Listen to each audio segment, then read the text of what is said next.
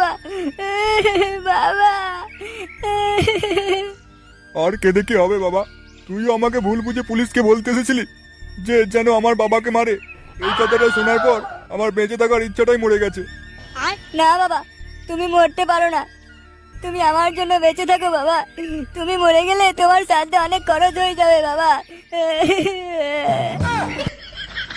বেরো সুধীর ভাই, বেরো। শান্তির ছেলে, ভাবলাম বাড়া আমার জন্য কাঁদছে, কিন্তু না, সুধীর ভাই নিজের দিক দিয়ে ভাবছে।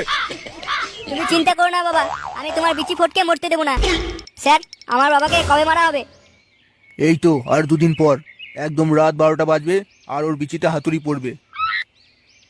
বেশ বেশ, এই কটা দিনই আমার কাছে যথেষ্ট আমার বাবাকে উদ্ধার করার জন্য। চল পানু। আর আমি? তুই এখানে বসে হ্যান্ডেল মার।